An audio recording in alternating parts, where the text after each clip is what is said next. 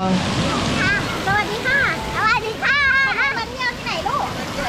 สระน้ำเด็กๆโอ้ไม่ได้มานั่งค่ะไปเดินกัน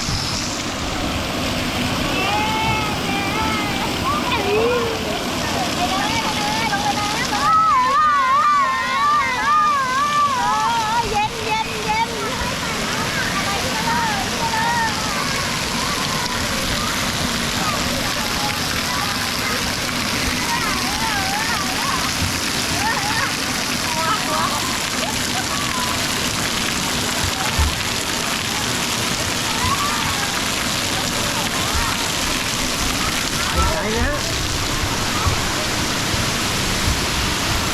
เรียนเห็นเรียนเห็นนี่ไปไหนเอาไหนเอาใหญ่เลยเหรอเอาเล็กก่อนนี่เราอ่ะโอ้โอ้โอ้โอ้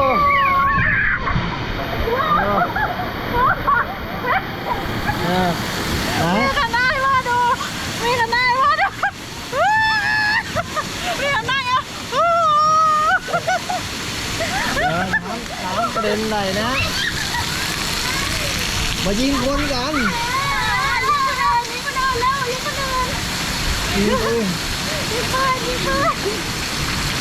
เอากดไปด้วยมาเลยยิงเอามีคนกดแล้วไปแล้วเตรียมยิงเขากดค้างไว้ลูกกดค้างเลยมายัง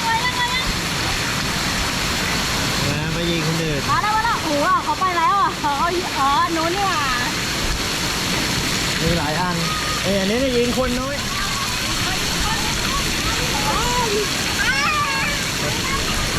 ยิงเด็กน้อยยิงมันเก่งสุดตูนนะเด็กเก่งสุดตูนนะไปไรเดอร์กันเอาพ่อไปกระเทนก่อนนะโอ้โหน้ำกระเด็นเราต่อคิวกันอยู่ไปต่อสิไปเล่นอะไรก่อนเล่นน้อยเล่นน้อยเล่นก่อนเนี่ยเอาไปเล่น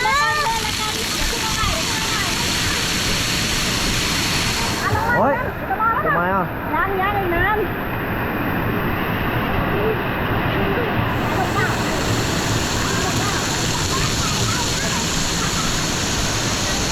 เดี๋ยวแมนแดงกันแดง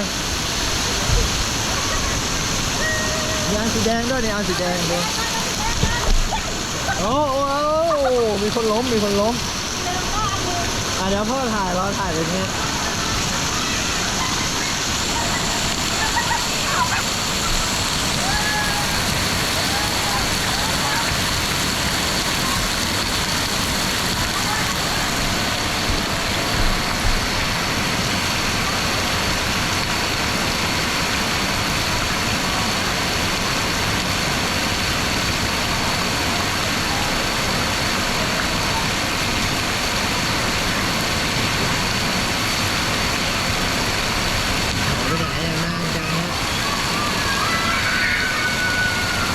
เสียงมา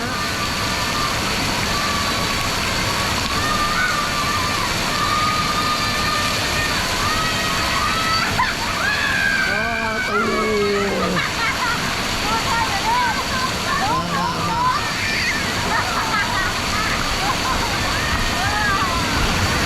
โอ้ขึ้นยักษ์เดี๋ยวตามไปเดี๋ยวตามไป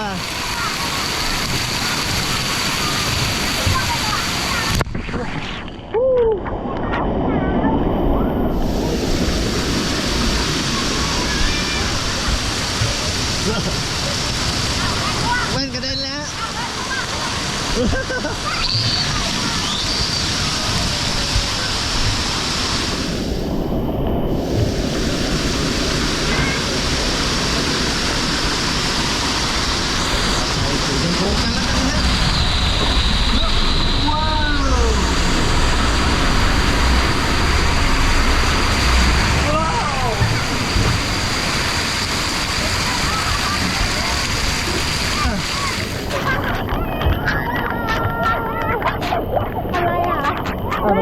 เมื่อกี้แว่นร่วง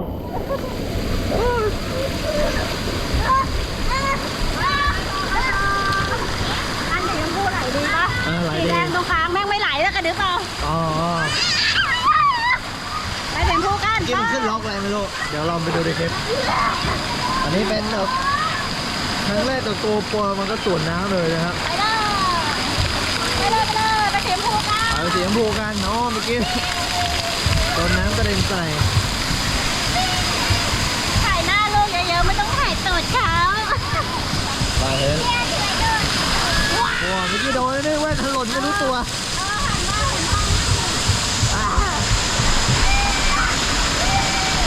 มาเอาเทนก่อนให้ไปก่อนเตรียมไปก่อน เดี๋ยวพ่อไปข้างหน้าแล้วหันกล้องหาเราสิ ได้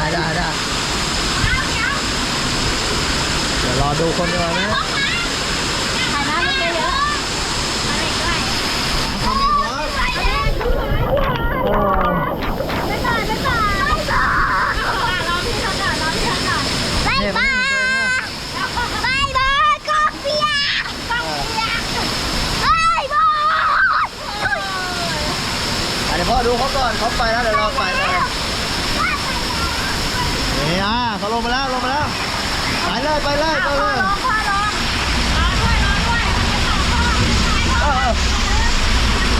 ่อรอด้วยรอด้วย ไหลแล้วไปแล้ว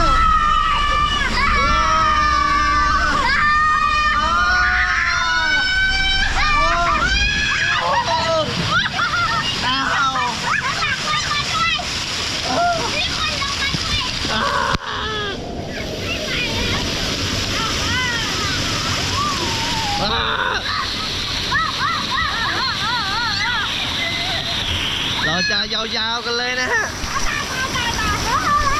ใครลูกอยู่ไหนกันล่ะ หายแล้วมาเทนมาโอ้ ไม่ต้องลุ้นกัน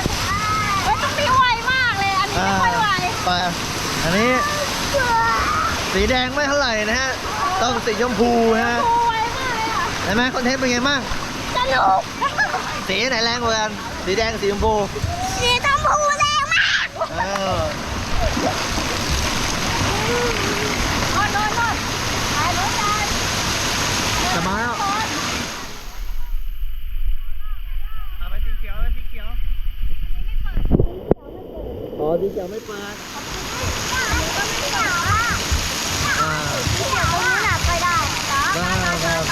เรามีกูรูมาบอกนะฮะน้ำมานะฮะ ว่า ทำเงินตาม ล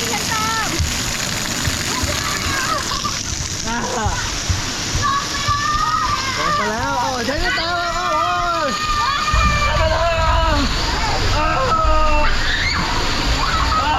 ตู้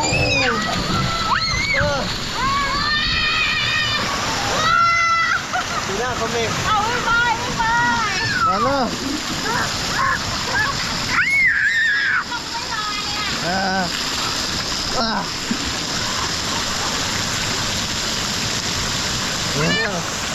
ไปอันบนสุดแล้วใช่ไหม ไปบนสุดกันส่งได้ส่งมาไปเที่ยวกัน เอาสีส้มมาโอ้น้ำแรงมากไปดูนั่นเอาหน้าพุ่งมาเลยซูเปอร์แมนไปฮะเดี๋ยวอันนี้แล้วตรงนี้ไปฮะก่อนที่น้ำยักษ์จะไหลไปฮะไปมันต้องสีอะไรเนี่ยสีส้มเหรออ๋อมันอันใหญ่เป็นคนยิงเห็นใจเย็นเห็นรอก่อน เดี๋ยวเราก่อนลูกเป็นไปพร้อมพ่อ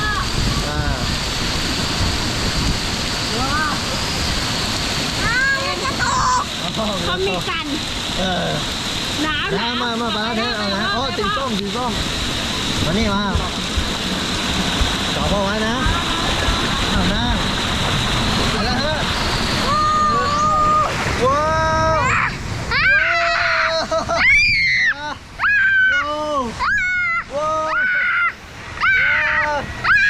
โอ้ใจเด้อมาแล้วโอ้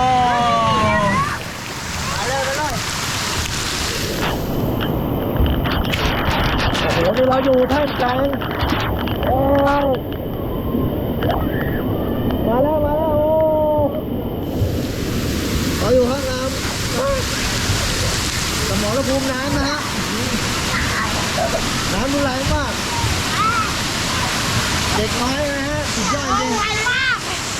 ไวมาก โอเคแค่นี้ก่อนแล้วนะรีวิวแค่นี้ก่อนนะเดี๋ยวไปต่อคลิปต่อไป ไวมาก เจอกันต่อเดี๋ยวเราไปดูยันอื่นต่อนะอันนี้หมดแล้วบ้างเนี่ยว้าวบ๊ายบาย